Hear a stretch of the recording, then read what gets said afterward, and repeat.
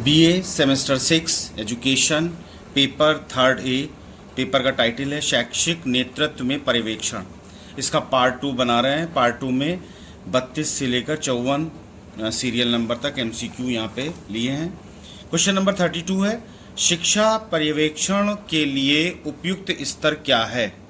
पहला ऑप्शन है राज्य स्तर, दूसरा है केंद्रीय स्तर, तीसरा स्थानीय स्तर, चौथा है उपरोक्त सभी। तो शिक्षा पर्यवेक्षण के लिए तीनों उपरोक्त स्तर उपयुक्त हैं, इसलिए ऑप्शन डी सही है। शिक्षा पर्यवेक्षण का अर्थ क्या है? शिक्षा पर्यवेक्षण का अर्थ है शिक्षा निगरानी। Option A is the correct option.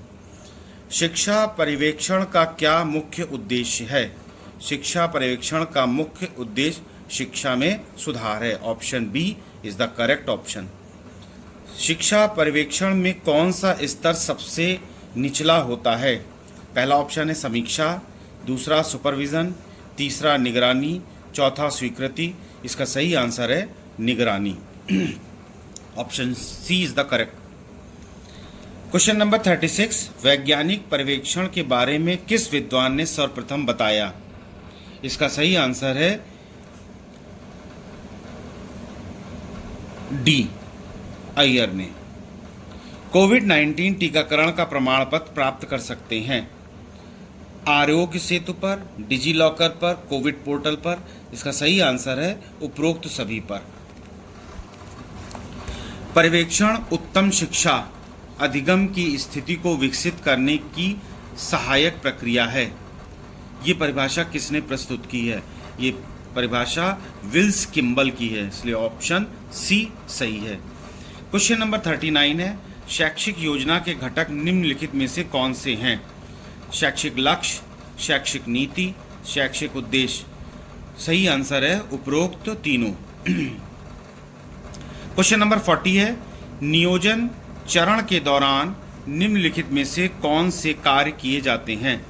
पहला आंसर है शैक्षिक नीति का निर्माण, दूसरा ऑप्शन है शैक्षिक उद्देश्यों और लक्ष्यों का निर्धारण, तीसरा है शैक्षिक कार्यक्रम का निर्माण या उपरोक्त सभी।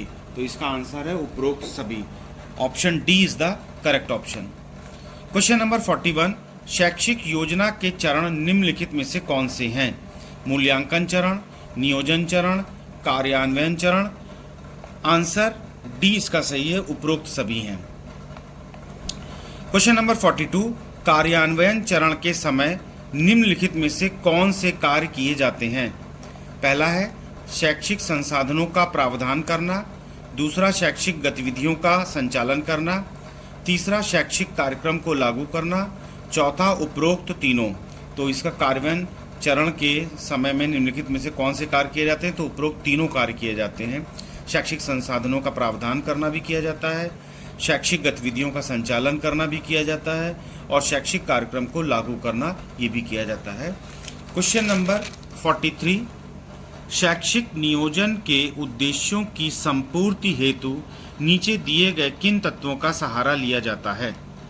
पहला है मात्रात्मक नियोजन एवं गुणात्मक नियोजन, दूसरा है प्रशासकीय नियोजन एवं आर्थिक नियोजन, तीसरा है उपरोक्त दोनों, चौथा है उपरोक्त में से कोई नहीं। तो इसका सही आंसर है उपरोक्त दोनों, अर्थात मात्रात्मक नियोजन एवं गुणात्मक नियोजन एवं प्रशासकीय नियोजन एवं आर्थिक नियोजन संपूर्ति हेतु किए जाते हैं। इन तत्वों को इस्तेमाल किया जाता है। क्वेश्चन नंबर 44 है, नियोजन भविष्य में कार्य करने के निर्णयों का एक समुच्चय सेट तैयार करने की प्रक्रिया है। ये परिभाषा निम्नलिखित में से किसकी है? तो इसका आंसर है डॉक्टर A.N. मिश्र की है। सही आंसर है ऑप्शन बी।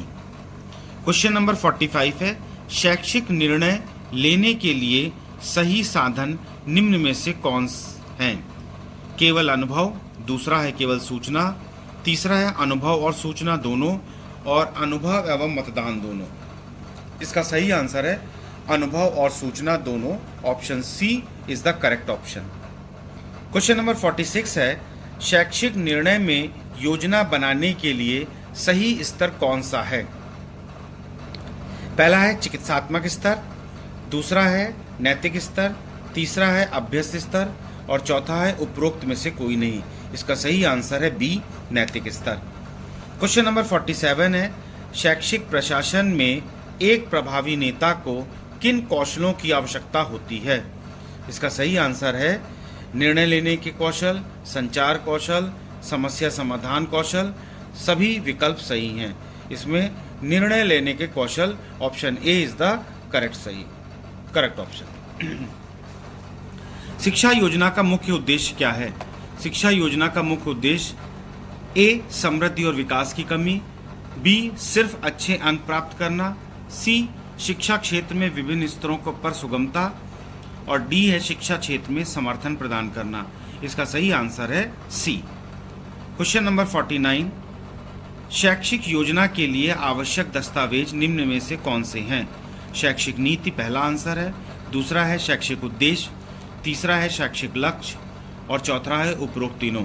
तो शैक्षिक योजना के लिए आवश्यक दस्तावेज जो प्रपत्र हैं वो हैं शैक्षिक नीति, शैक्षिक उद्देश्य और शैक्षिक लक्ष्य। क्वेश्चन नंबर 50 है, शैक्षिक नीति में समानता का सिद्धांत निम्न में से कौन सा है?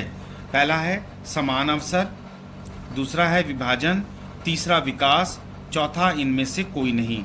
सही आंसर है समान अवसर। क्वेश्चन नंबर 51, संस्थागत नियोजन के मुख्य उद्देश्य निम्न में से कौन से हैं? पहला ऑप्शन है संस्थागत एवं राष्ट्रीय उद्देश्यों में समन्वय, दूसरा है योजना का प्रजातांत्रिक रूप में विकसित करना, तीसरा उत्तम वातावरण का निर्माण करना और चौथा उपरोक्त तीनों। इसका सही आंसर है उपरोक्त तीनों। क्वेश्चन नंबर 52 है, पेरिस में शैक्षिक नियोजन पर अंतर्राष्ट्रीय सम्मेलन किस वर्ष आयोजित किया गया था? इसका सही आंसर है 1968 में किया गया था, इसलिए option B is the correct option. Question number 53 है, शैक्षिक योजना की समीक्षा कौन करता है? योजना आयोग, शिक्षा मंत्री या प्रधानमंत्री या उपरोक्त में से कोई नहीं। तो शैक्षिक योजना की समीक्षा योजना आयोग करता है।